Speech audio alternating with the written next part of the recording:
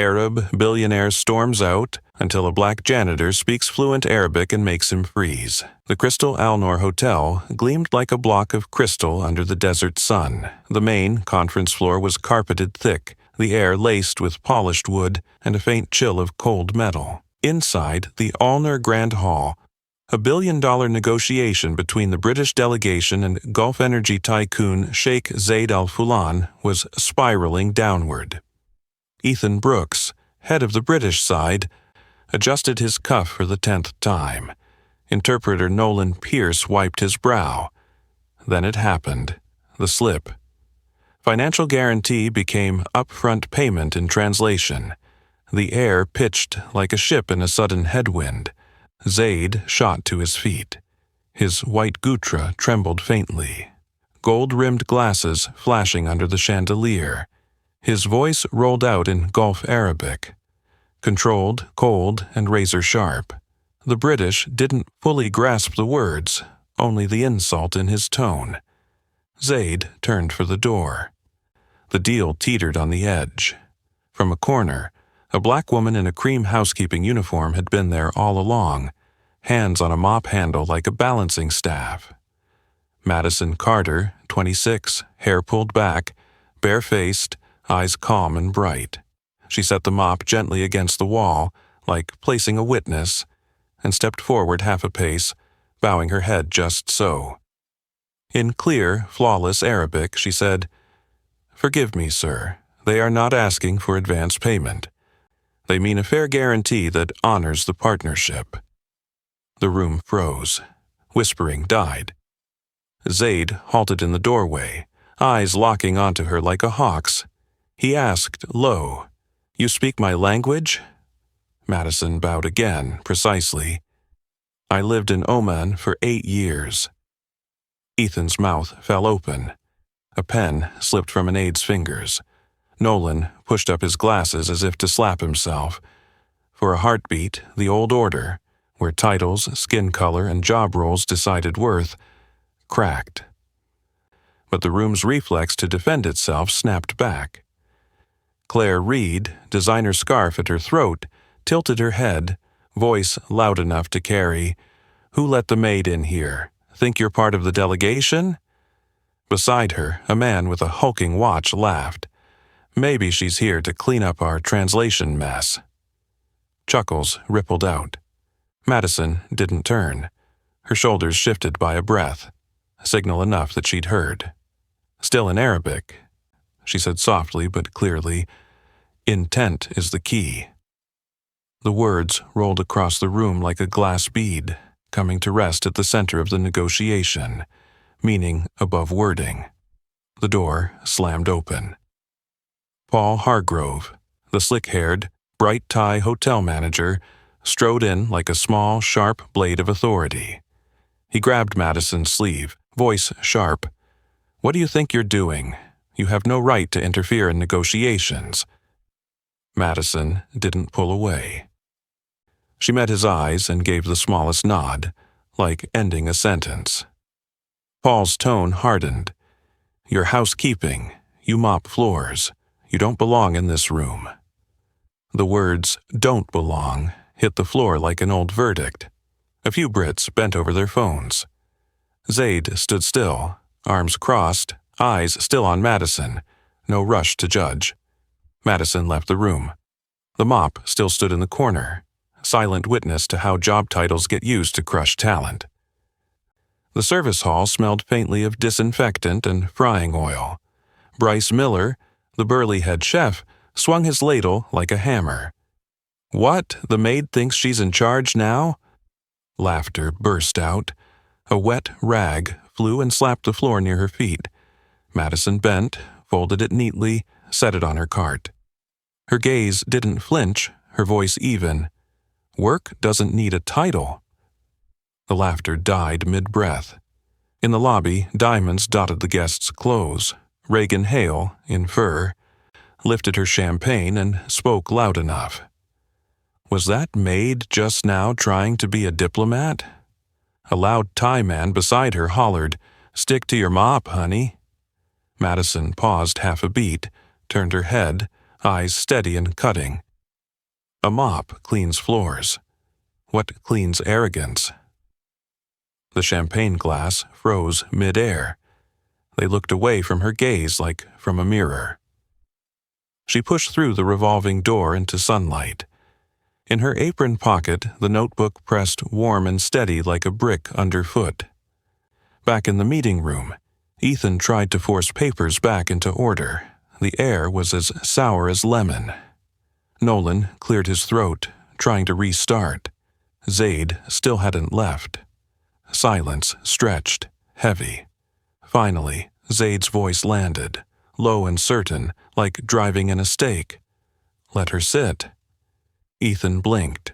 "Sir?" Zaid looked straight at Paul near the door, repeated slower. "Let her sit. She will translate." The scrape of a chair across the wooden floor sounded like a new boundary being drawn. Someone went to call her back. Outside, an invisible thread seemed to tug Madison toward the room. She stepped back through the doorway, no apology for her presence, only the precise bow. The mop was still in the corner, bearing witness to a different kind of clean about to begin, one free of prejudice and pride. A chair was added to the table. The sound of wood-meeting floor felt like the signing of a new treaty, a treaty of competence. Madison sat, back straight, notebook open, the corner of the page smoothed flat beneath her finger. Nolan Pierce restated the terms. Madison translated cleanly, precisely, with nuance. Financial guarantee as a risk-sharing mechanism. Respectful partner as a code of conduct that preserved both sides' dignity. The room's breathing began to even out.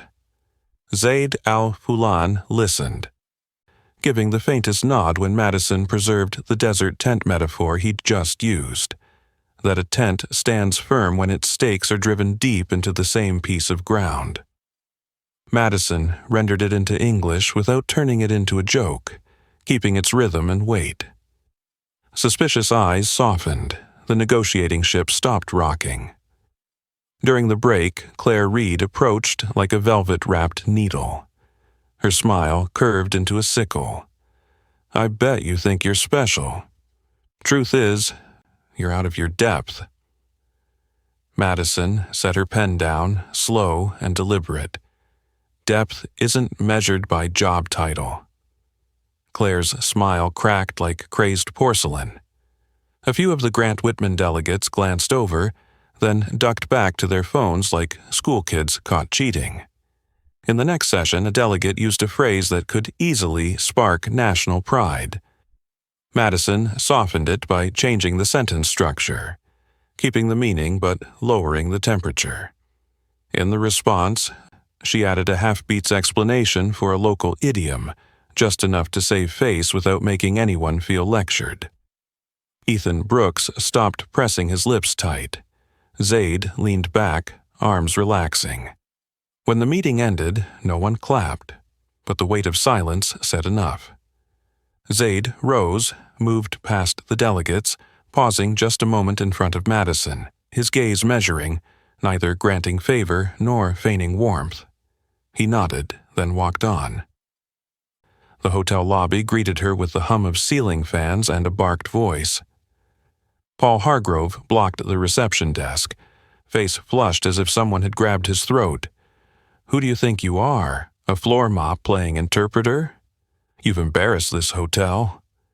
Madison didn't argue. She reached into her pocket, unpinned her name tag, and set it on the counter with a tiny, decisive click. The sound closed a door, not on her career, but on a structure of contempt. She bowed her head as she had in the meeting room, her courtesy her own, not her job's, and walked away. At the entrance, Tyler Fox, the valet with the crooked grin, tipped his chin. "You're the one who spoke Arabic, huh? Feel like a hero now?"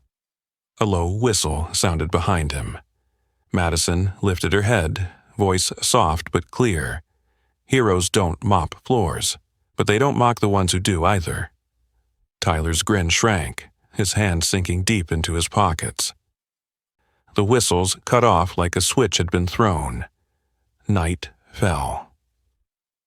At the front desk, a letter sealed with the UAE coat of arms arrived. Paul tore it open, smirking at the thought of an apology for the disruption. The short line inside read like a command. "Send her to the penthouse. I need to see her privately." Paul's cheek twitched. He slammed the phone onto the internal line. In the elevator, Monica Hale, the event manager, hugged her checklist to her chest and eyed Madison's uniform. "You've caused enough trouble. This hotel doesn't need drama from housekeeping." Madison touched the edge of the notebook in her pocket, her gaze calm. "Drama fades, skill doesn't." Monica froze for half a second. Her clipboard slipped a little in her hands. The penthouse door opened to a wash of warm gold light. Sheikh Zaid sat at a glass table, a small box before him.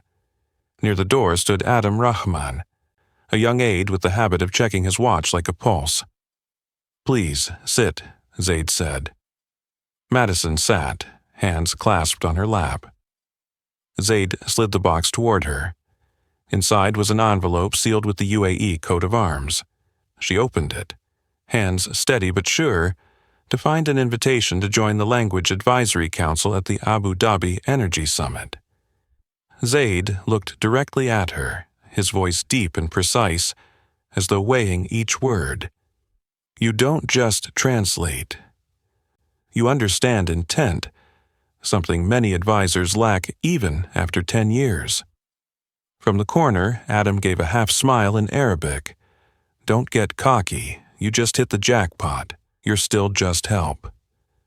Madison closed the envelope, lifted her gaze, sharp as a needle, but without malice. "Help builds empires. What have you built?" Adam froze, fingers still at the edge of his watch. Madison bowed to Zaid, a light dip like a final signature, then rose. The penthouse door closed behind her, thick carpet swallowing the sound. In the elevator down, she tucked the invitation between the notebook's pages, not to flaunt, but to place it exactly where it belonged, among her notes on phonetics, dialects, and how to save a room's dignity. In the lobby, Ava Lynn, the bun-haired concierge, looked up just in time to see Madison pass. Ava wanted to say, "I saw you work extra shifts all month without complaint," but silence was a survival skill in places where petty power could cost you your job. Madison smiled at her, a smile that asked for no validation. Outside, Dubai's night was a sheet of glass, reflecting everything but true weight. Madison drew a deep breath, hand resting on her notebook's cover. On the first page, she wrote in pencil a line for the morning, "Where there is language, there is value." Then she closed the book. Tomorrow would bring the next test, before the media, before the rumors, and before herself. But tonight, her silence already carried weight, because it was built on respect, precision, and the unshakable dignity of a black woman who had just stepped through a door others thought she didn't belong in. In the early morning, Abu Dhabi was like a mirror fogged with breath. Madison Carter walked into the conference center in an unbranded black dress, hair tied low, flats made for a long day. The crowd shifted like a tide. Microphones stood tall like a forest of masts. She wore the guest badge of the Language Advisory Council, a thin card that carried a different kind of weight, the weight of responsibility. As she set her notebook down, Rebecca Stone, a reporter with red lips and eyes sharp as a blade, approached. "You're the lucky maid?" Rebecca smiled, asking as if she'd already drafted the headline, "Maid got lucky." "How did you conquer your way here?" In public, the word conquer glittered with mockery. Madison didn't flinch. She rested her palm on the notebook cover, steadying her breath. "Grace doesn't speak languages. Work does." Rebecca's smile faltered for a beat. Cameras around them lowered by half an inch. A few people scribbled quickly. Work, not charm. The interpreter prep room was as tight as an engine bay.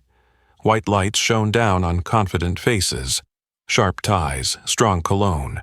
A man in a gray suit, Carter Briggs, leaned back and let out a skip the line. I hear you cut the line. From housekeeping to this table, a golden ticket. Then laughter spread. Madison didn't respond. She opened her notes on Hijazi and Gulf Arabic dialects, the E, Q, G, shifts, stress falling on the last syllable. How Gulf speakers use metaphors of tents, water wells, and deserts to talk about commitment and trust. She underlined the tricky terms: offtake agreement, capacity allocation, backstop instrument, and jotted phrasing that would preserve dignity while softening obligation clauses. The technical document trial began. One section described a price corridor and voluntary pause rather than moratorium, a legal weight difference like one rung in a pressure ladder.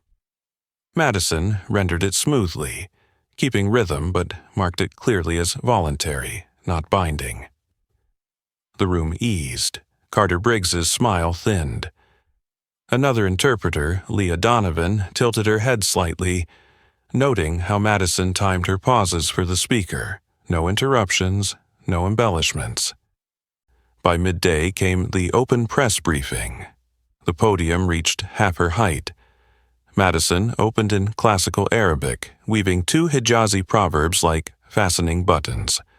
A tent stands firm when its stakes share the same ground. A word stands firm when its intent shares the same weight. A silver-bearded professor, Hassan al-Mari, rose among the reporters, eyes glistening. I did not think I'd hear this classical cadence again from an American. The applause was full and round. That afternoon's headline shifted from maid to Gulf language expert. Still, other fires burned from afar. In Dubai, at the Crystal Al-Noor, Tara Collins at the reception desk joked on break. She's not that pretty, must have caught the Sheikh's eye. A tabloid flicked up a piece, a wink that changed her life at a Dubai hotel. Madison's phone buzzed nonstop, old acquaintances suddenly appearing. Wow, just luck. Look, the internet's talking about you. Madison switched off notifications, deleted 3 apps. She chose her audience again: text, people, and respect. That evening, on a short flight back to Dubai to retrieve a forgotten file, an Egyptian boy chattered across the aisle. Madison leaned over, spoke a few lines of classical Arabic. The boy burst into laughter, his mother's face softening as she whispered thanks. A flight attendant, Chloe Hart, glanced at the notebook on Madison's lap and hissed under her breath. Even on the plane you have to study? Must feel important now. A few passengers looked up, the kind of invisible policing that hangs a mandatory humility tag on black women. Madison closed the notebook, lifted her head. Learning doesn't stop. Chloe bit her lip and turned away, her steps shortening. The next morning, in the internal meeting before ministerial-level negotiations, a young diplomat with a dangling badge, Elliot Crane, leaned in. I've heard about you. You're here for the photo ops, right? Madison set her papers precisely at the table's edge. Photos fade, words remain. Elliot froze for half a second, his hand drifting to his badge as if it suddenly weighed too much. When answering a group of volunteer interns, Madison pointed to the 3 principles written on the notebook's first page. 1. Respect first, persuade later. 2. Intent outweighs words. Find what the speaker is avoiding. 3. Saving face is the cheapest cost for a lasting deal. By afternoon, an email from the OPEC Secretariat confirmed Madison would serve as lead interpreting coordinator for the opening day's plenary. Ethan Brooks from the British delegation passed by with a flat, brief handshake, avoiding her eyes but without the pasted-on smile. Zaid al-Fulan arrived a moment later, giving a small nod. In that moment, Madison understood. Trust didn't need performance. It lived in the nod and in the silence. The night before the session, Madison marked a few more notes. Concession, allowance, binding, non-binding, price floor is not price band, avoid moratorium for pause. At the bottom, she wrote, clean starts with respect. It was once meant for a mop. Tomorrow, it would be for the room. She switched off the light. The air conditioner's steady hum was like a lullaby. Outside, the city's signs glittered. Inside, the notebook closed. Her lightest weapon. Tomorrow, she would see how precision could turn the course of an entire river. The OPEC main hall was as vast as an orchestra pit. The flags of member states arched overhead, light pouring down onto a round table polished to a mirror's sheen. Madison sat at the operational center, green mic light on, notebook open, pen laid neatly along the page's spine. Zaid al-Fulan entered, face composed. Across from him, Ethan Brooks kept his folded note sheet in front of him. The opening speech began with a metaphor. The well runs dry, the wind rises. Translated literally, it would sound like cheap drama. Madison kept the imagery but added a half-beat to frame it as changing conditions, sidestepping blame. One delegate proposed a price floor. The opposing delegate wanted a price band for flexibility. Madison aligned the terminology, emphasizing the auto-adjustment mechanism in her tone so each side could feel they'd saved face. When the term voluntary pause came up, one delegate slipped and said moratorium. One word, and the legal weight jumped. Madison immediately anchored it back. A voluntary pause, not legally binding, guiding everyone back on track. Zaid glanced at her, gave the faintest nod. Ethan's shoulders eased. In the back row, a few highlighters changed color. During the break, a reporter thrust a mic toward her. How does a hotel maid climb up to here? Dozens of phones lifted like a bank of eyes. Madison stood tall, voice calm. I've never considered that job beneath me. Where there is language, there is value. A brief pause. Someone lowered their camera. It wasn't the headline grabber they wanted, but it laid a brick. That afternoon came the sensitive bargaining. A senior official used the word concession. Translated directly, it risked sounding like capitulation. Madison slid it to arrangement with a qualifying condition, turning a blow into a shared footing.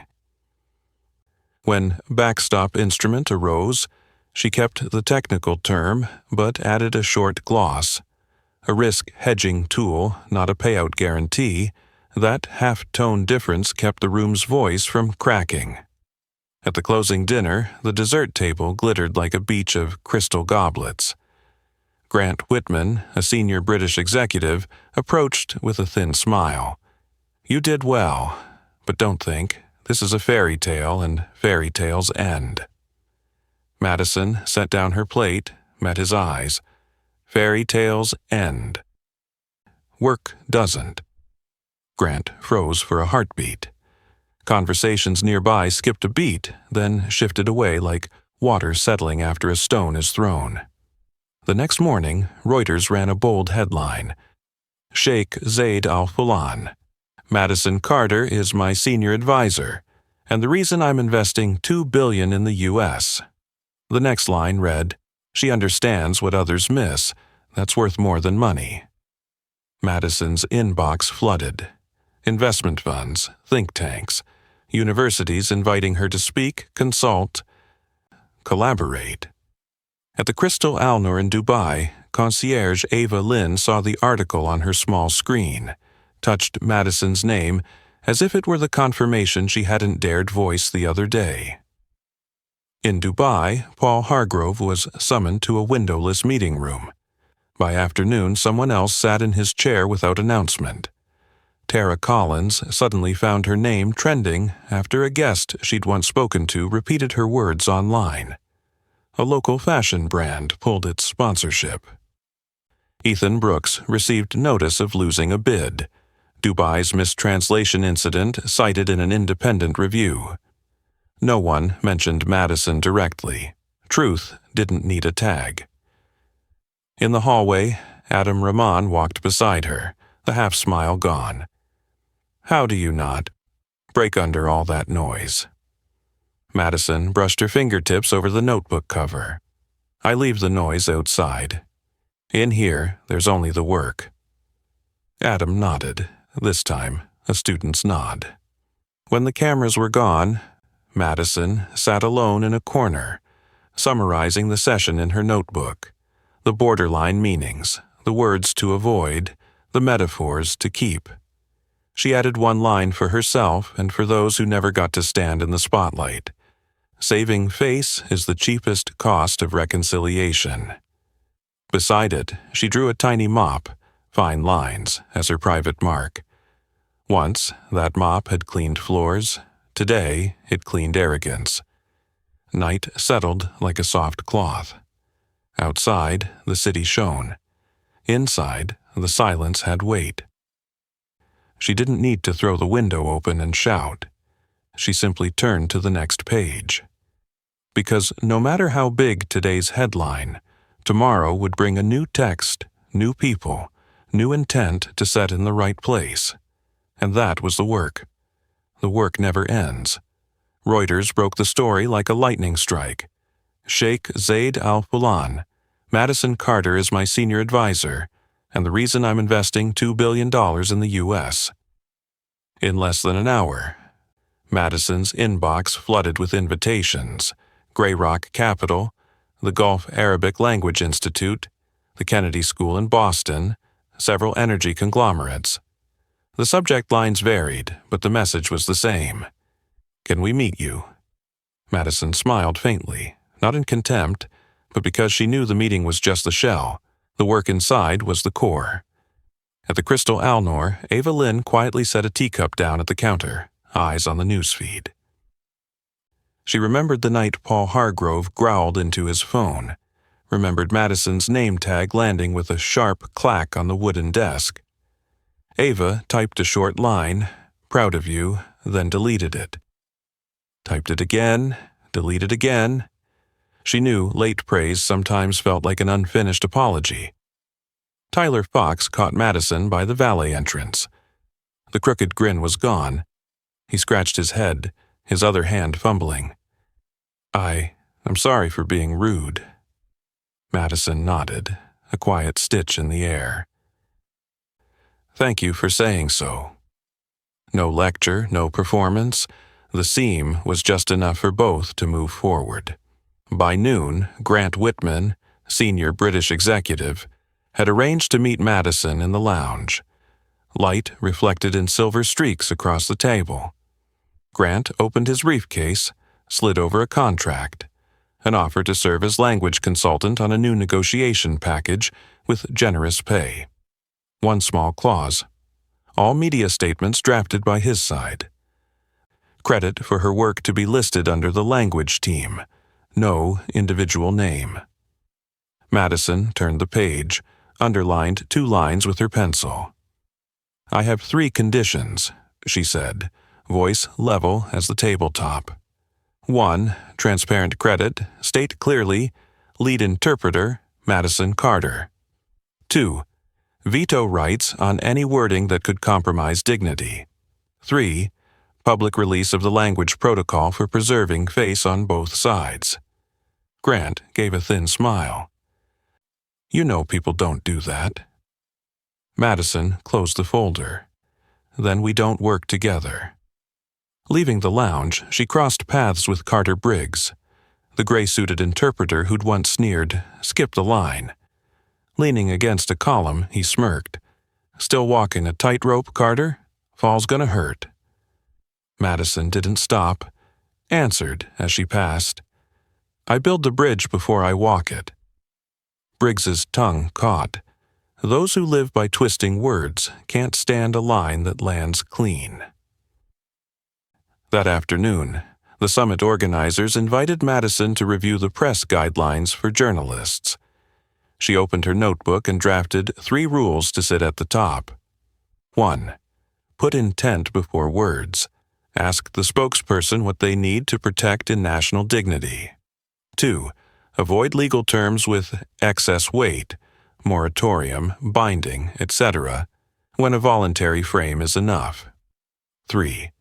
Keep the pause beat, a half breath after sensitive statements to give the listener a chance to recover face. When the media team read them aloud, Rebecca Stone, the red-lipped reporter, raised her hand. "Is there room for headline material?" Madison looked up, calm. Cheap headlines make tomorrow's text cheaper, too. Someone in the back chuckled. Rebecca smirked, then scribbled, "Pause, beat, ihakos, respect." That evening, Madison called Aunt May, her foster aunt in Ohio. In the background, the ting of the oven, the scrape of a bread knife. Cousin Jenna's voice came steady. "Heard you hit the jackpot. Don't get cocky." Uncle Roy, cap pulled low, added, "Just luck, right? Don't go thinking this means—" Madison smiled, no bite in it. "Yes, I'll still wash dishes when I'm home." They laughed a single, "yeah," half believing. The call ended with the familiar family guardrails. Don't get ahead of yourself. She set the phone down, eyes on her open notebook. The day's page read, "Intent outweighs words, even those from people you love." The next morning, Monica Hale, the event manager who had once glared at her in the elevator, emailed, "For security, you need to change your access badge." When Madison arrived at the desk, Monica kept her there 10 extra minutes, leafing through protocols to stretch the wait.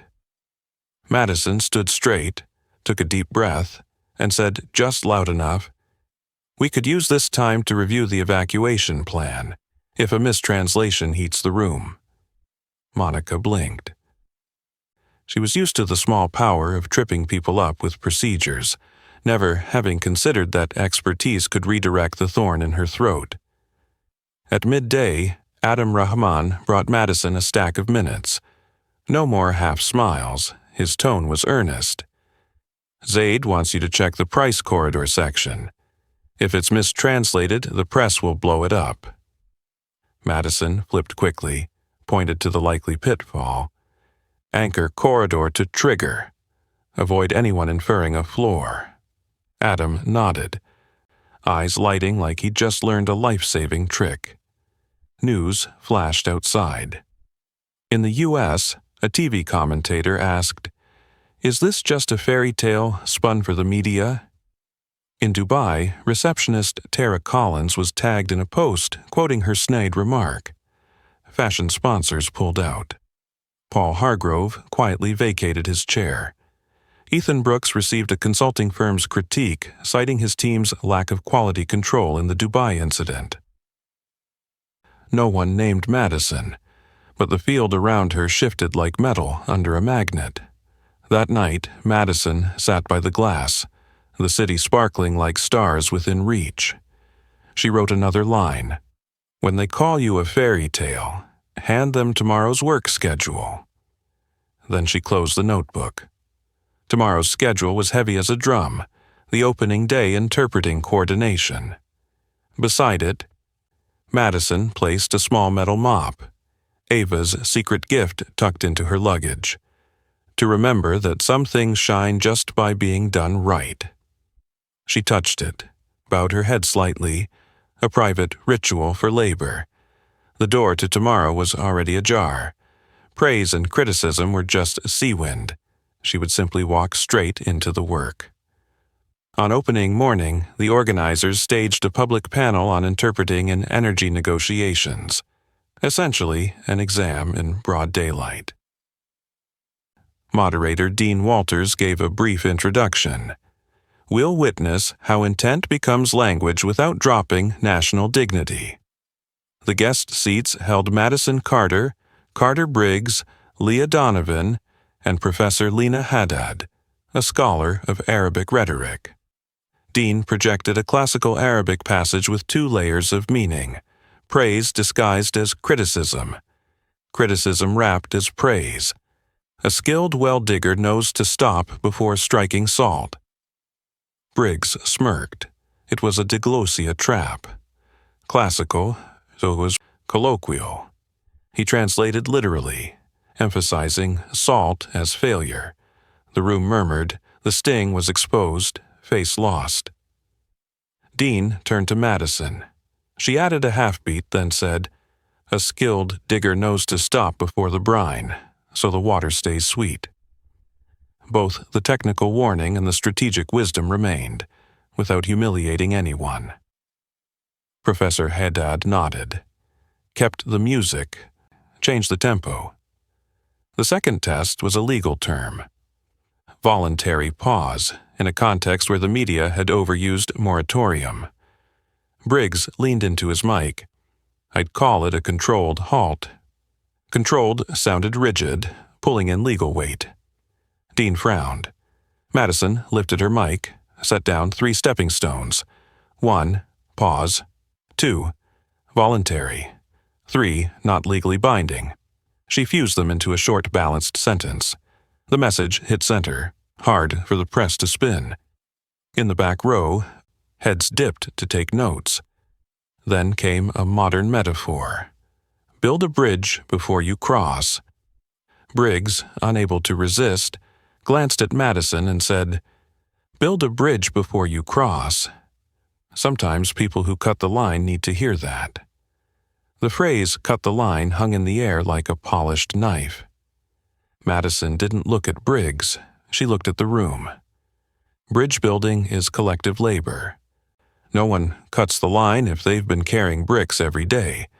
The words traveled over the mics and landed square in the hearts of those who'd been underestimated. Leah Donovan's grip on her pen tightened. She gave a small nod. Dean moved to a scenario. A delegation delivers a blunt statement that costs the other side face. The air goes tight as a bowstring. What do you do in the first 30 seconds? Madison opened her notebook, not for show, but to set her center. I give the room a breath. Then I keep the strong image from the statement. Say, let's keep the tent standing, and strip out the strong winds from personal blame. I return face to everyone so they can go on. Dean asked, and if the press accuses you of softening the truth? Madison, truth has layers. I soften the words to keep the intent firm. At the close, Professor Lena Haddad summed up. Interpreting is not copy-paste. It's the craft of saving face, the cheapest, most precious capital. Miss Carter has an uncommon ear for intent. The room applauded. Briggs shrank into his seat, smile gone. Immediately after, the OPEC Secretariat sent an internal notice. Madison Carter appointed late interpreter for the next OPEC session. Leah hugged her, whispered, You've opened the door for a lot of us. Madison smiled. You pushed it yourself.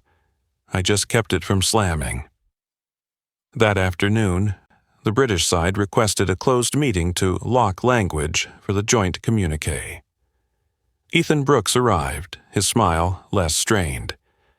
We'll go with the voluntary, non-binding structure, exactly as you suggested. Madison nodded, and add a closing line on respecting policy sovereignty. Ethan looked at her, truly looked for the first time. Thanks for saving our face that day. Madison, I saved the dialogue. Everyone keeps their own face. Ethan paused, then nodded, the second student of the day. By day's end, Adam Rahman approached, holding a small bag. I apologize for what I said in the penthouse. He offered a fountain pen engraved with the Arabic word Naya, intent. Zaid asked me to choose a gift. I chose this word. Madison lifted the pen, bowed her head slightly. Thank you.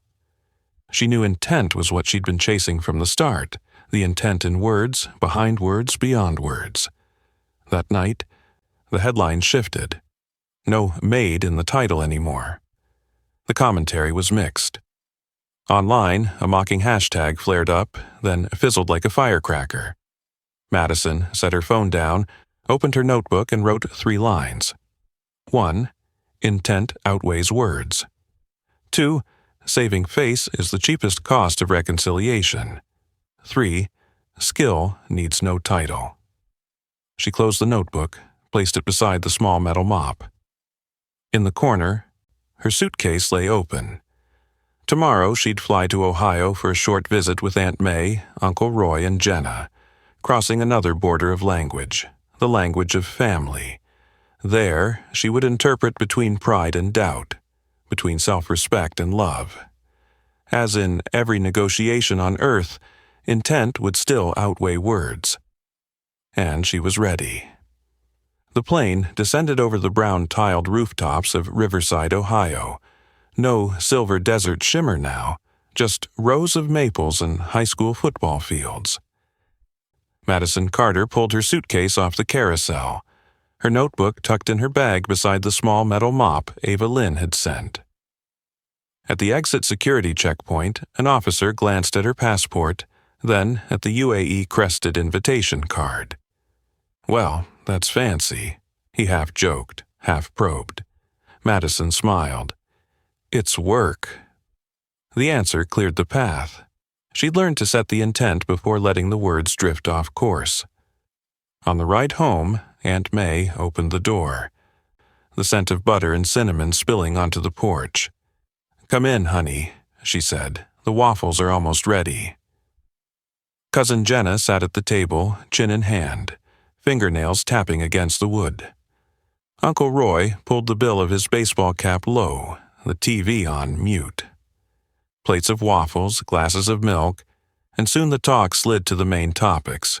Reuters, OPEC, $2 billion. Jenna pursed her lips. You really got lucky. People need a story like yours. The word story stretched like gum stuck under a chair. Madison smiled, not arguing. She looked down at her notebook, made a margin note. Intent outweighs words, even those from family. Uncle Roy cleared his throat.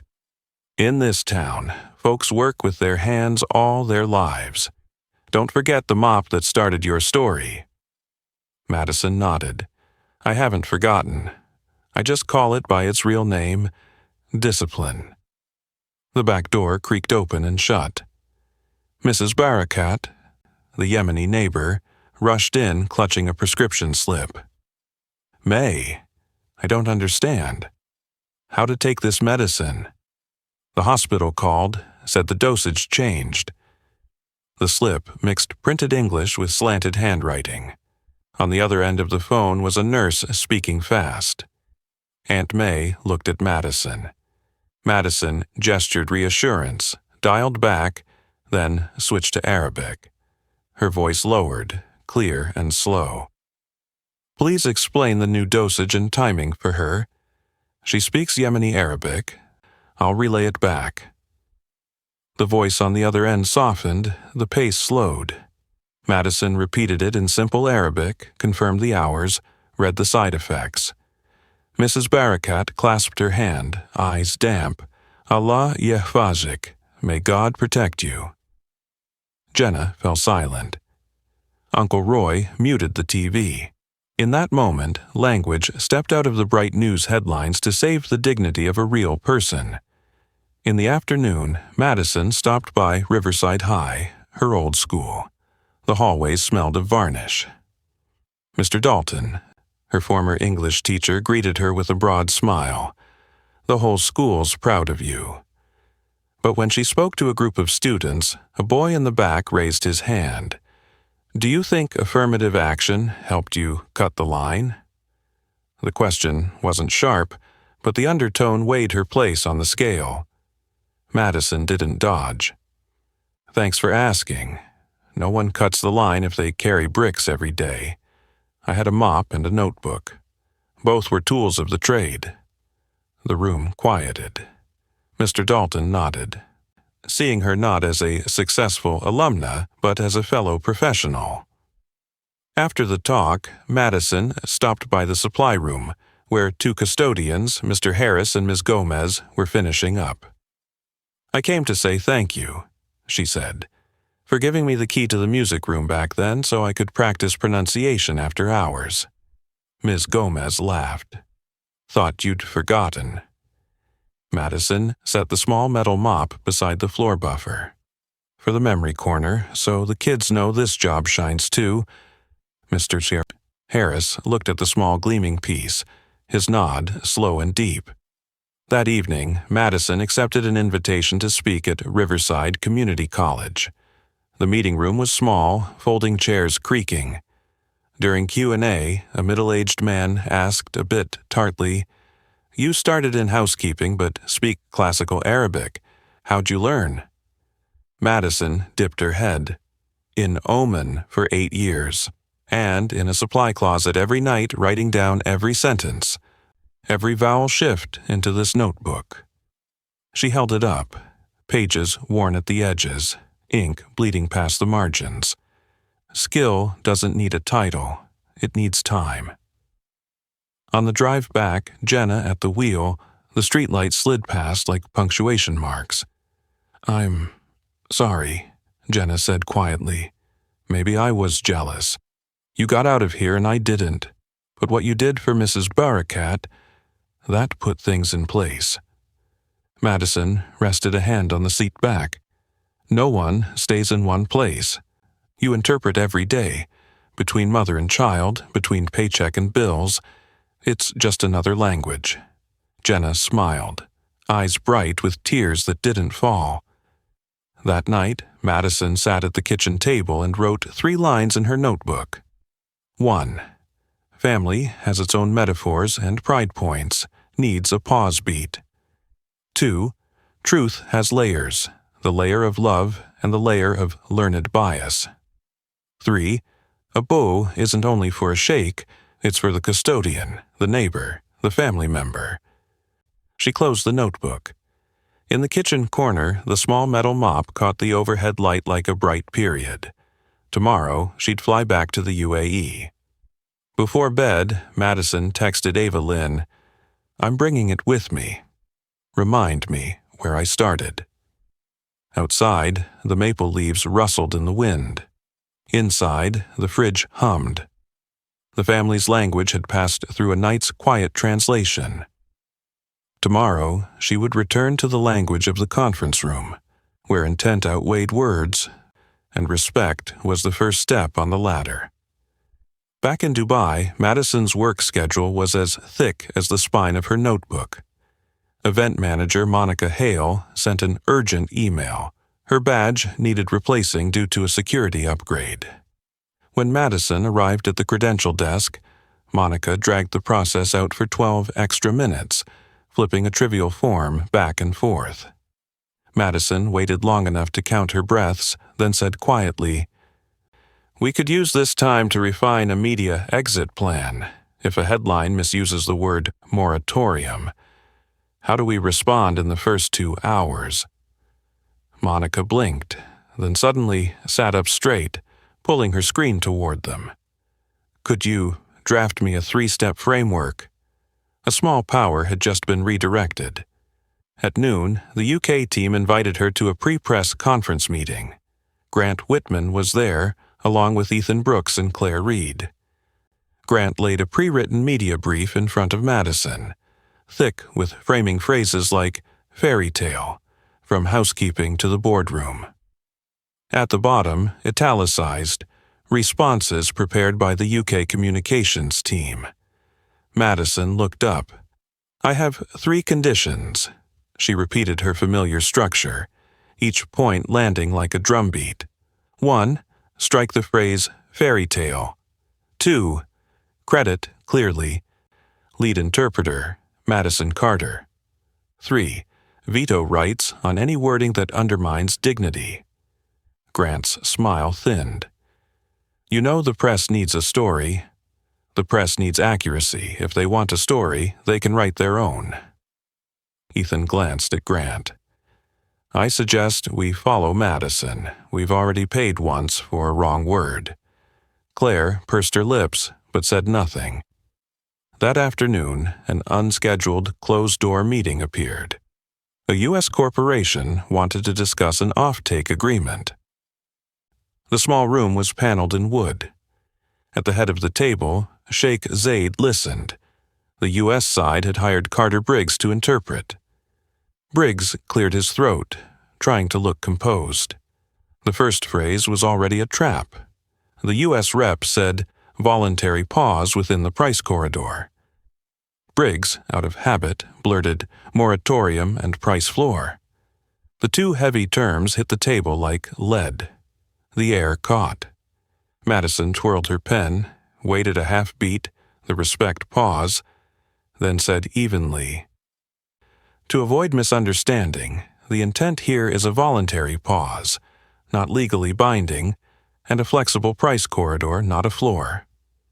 She turned to Briggs, giving a small nod. No humiliation, just putting the train back on its track. Briggs flushed. "You're not in the lead seat here." Zaid tapped his finger on the table once, the sound enough to replace a sentence. "Let her finish." Briggs fell silent. The U.S. delegate exhaled, nodding. "Thank you for preserving our intent." The view in the room shifted. During the break, Claire Reed swept in with a tabloid reporter. "Madison, quick question. How did you charm the sheikh into picking you?"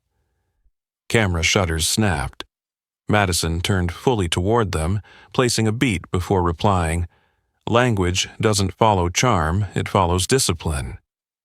She paused exactly half a second, the respect pause, then added, "If you need a story, write about the cleaning crew that keeps this place running every night." Lenses lowered. Her answer gave them no bait for a cheap headline. That evening, Adam Rahman knocked on Madison's office door with a draft in hand. Zaid wants a response framework for the closing press conference. Madison spread the paper out and wrote a one-page respect-first code. Intent before words. Ask what the other side wants to preserve. No excess weight. Avoid hard legal terms for soft ideas. Preserve face. Always end with a line that restores dignity. Pause beat. After sensitive points, wait half a beat to prevent chain reactions. Transparent credit, make individual roles public, respect the work. Adam read it, smiling. This should hang outside the press room. Madison added a last line. A mop cleans floors, respect cleans rooms. Adam nodded. Hang that too.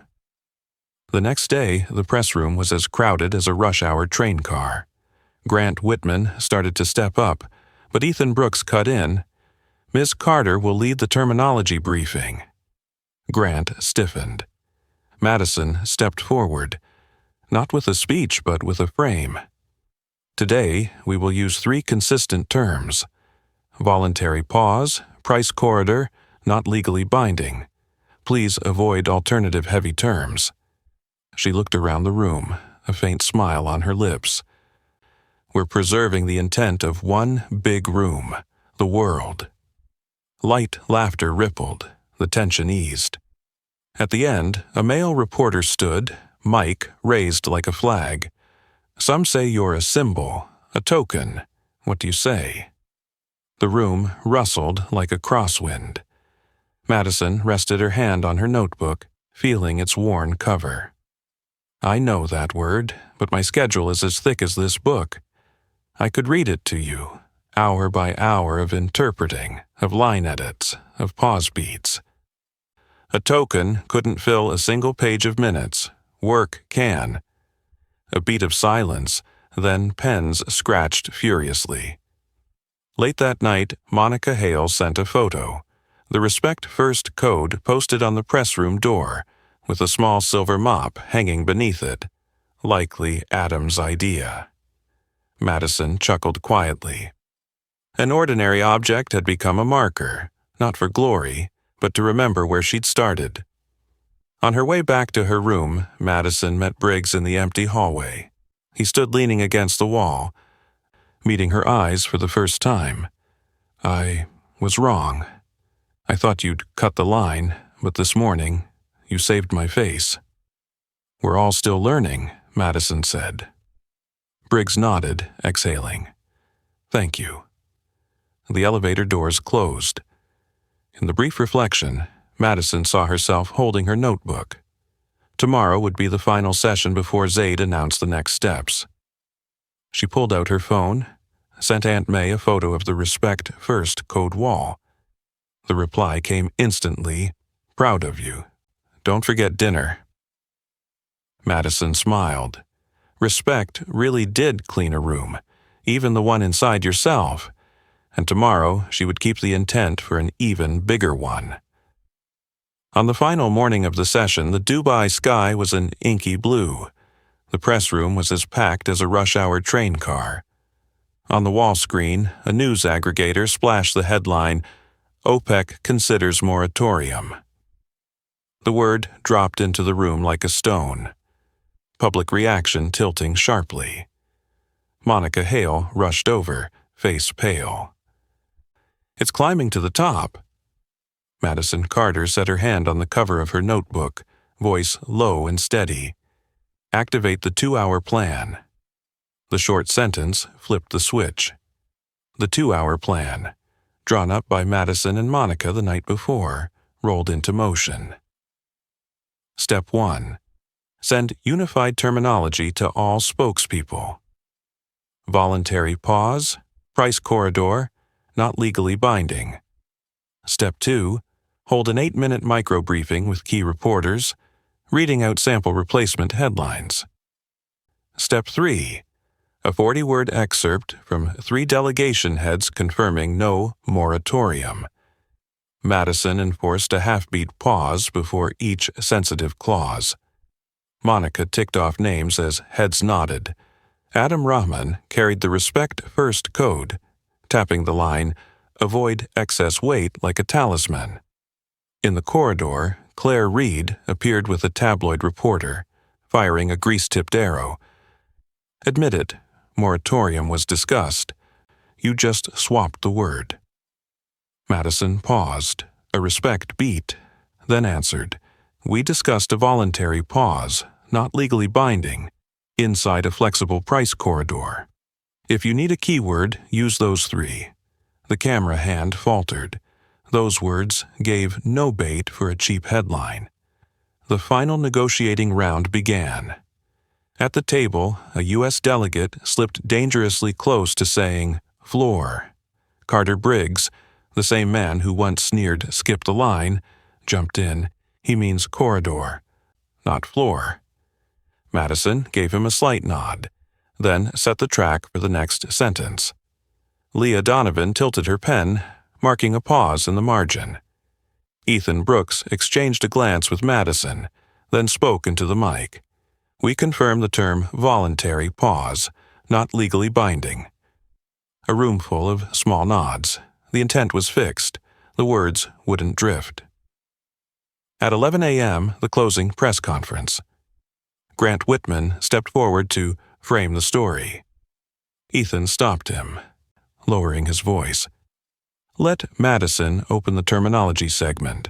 We don't repeat past mistakes." Grant's lips thinned.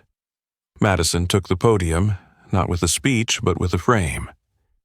"Today, the only 3 phrases you will hear repeated are voluntary pause, price corridor, not legally binding. Please avoid other heavy terms." The whole room wrote like machines. The Respect First code appeared on the big screen, a small mop icon in the corner. A mop cleans floors. Respect cleans rooms. A male reporter stood, neck craning like an antenna. "Aren't you just a symbol, window dressing for a diversity narrative?" The room stirred. Madison placed her hand on the fountain pen engraved Nia, intent Adam had given her. "If you want to measure me by the meeting minutes. Every clause I trimmed, every legal weight I lifted, every pause I placed. Photos will age, the minutes remain. Cameras dropped, pens took over. A side door opened. Sheikh Zaid al-Fulan entered unannounced. The murmurs flattened into silence. He didn't circle the point. Today, I confirm, Madison Carter is my senior language advisor. She helps us hold the intent when the words want to run. He stopped for a half beat, the same respect pause Madison always taught, then continued. I stand by my $2 billion investment. Fingers hammered keyboards. Shutters burst like rain. Grant stood frozen like an unfinished statue. Ethan shook Madison's hand, this time looking her in the eye. Claire turned away into the shadows of the camera banks. Carter Briggs stepped up, murmured, "Thanks for this morning." Madison nodded, silence carrying its own weight. As the crowd thinned, Monica handed Madison an envelope, an invitation to speak at a media ethics conference. Topic: Intent outweighs words. Ava Lynn texted a photo of the Respect First code taped to the press room door, with a silver mop hanging from a red thread beneath. To remember the starting point. Tyler Fox sent a short message. I've apologized to a few people for those old jokes. Thank you. In the afternoon, Madison walked into the staff area, opened an old locker. Hanging there was a well-washed apron, its border thread faded. She folded it neatly into her bag. Paul Hargrove was gone. A new manager greeted everyone with a steady nod. Tara Collins avoided Madison's gaze as she passed, her phone still buzzing with notifications from a guest's account of her sarcasm. Madison said nothing, not from pride, but because some lessons can only be learned in silence. Before leaving, Madison stopped at the far hall restroom. On the shelf stood a new mop, a steel handle gleaming. She touched it, bowed her head slightly, a private ritual for labor. When she looked up, she met the eyes of a young staffer, Naomi Price, new on the job, brown-skinned, bright-eyed. Naomi whispered, "Are you Madison? I'm learning Arabic on an app." Madison smiled. "When your shift ends, I'll show you the pause beat. First, learn to name the other person's intent." That evening, at a temporary desk, Madison signed a copy of the Respect First code with the Nia pen, adding a handwritten line. Clean starts with respect. She sent it to the organizers and 3 major news outlets. Closing her notebook, she listened to the city breathing through the glass. A long day. A wave successfully steered, and silence, built from discipline, settled over her like a thin blanket. Tomorrow, she would launch a small scholarship for hotel staff who wanted to study foreign languages. The name was already chosen, MOP Fellowship, meaning overphrase, intent before words. She smiled. A mop, a notebook, a code. Enough to clean a room far bigger than this one, the conversation of the world. A week after the session closed, Crystal Alnor moved in sync like a newly wound clock. The new manager walked through the lobby, greeting the cleaning crew first before acknowledging VIP guests. In the back hallway, Naomi Price taped up a handwritten flyer. Basic Arabic class. 30 minutes after shift, staff break room. Teacher, M. Carter, free. Underneath was a small mop icon. Ava Lynn smiled and sent a photo to Madison. It's begun. Madison returned to the UAE to finalize paperwork for her new role and to launch the MOP Fellowship, meaning overphrase, a small grant for hotel and service workers who want to learn a foreign language. The fund was modest. Scholarships from $500 to $2,000, enough to buy a dictionary, pay for an online course, or cover exam fees. The fund's introduction was written in 2 lines. 1.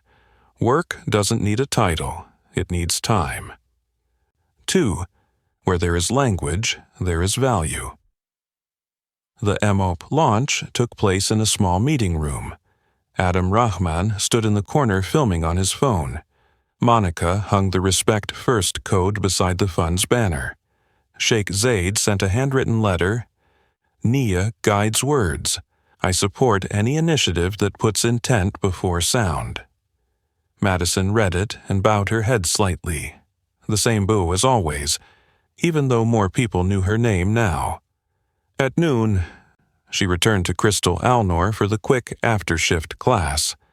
The break room was cramped, scented faintly of laundry powder. Naomi, Tyler Fox, 2 housekeepers, a security guard, and a young chef sat in a semicircle. Madison drew 3 circles on the whiteboard: intent, words, face.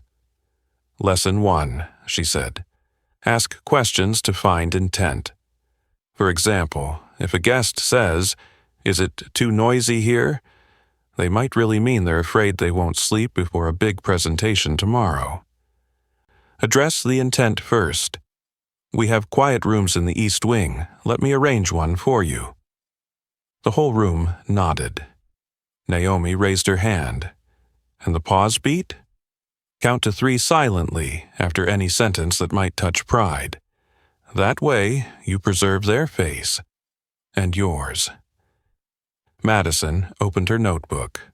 Its cover worn, edges curled like bird wings. She read them an excerpt from OPEC meeting minutes. Places where choosing the right nuance had saved entire headlines. Tyler sat straighter. Eyes more focused. Naomi scribbled furiously. Q, G. How to preserve a metaphor in translation. How to avoid excess weight. At the end, Madison placed the small metal mop on the table and told them about Ava, Mr. Harris, and Ms. Gomez back in Ohio. This is a symbol to remind us that labor shines too. Naomi cupped it in her palm, eyes damp. I'll keep it here for this room. Madison smiled. Keep it, and remember to mop up arrogance. The whole room laughed. A text from Aunt May came right on time.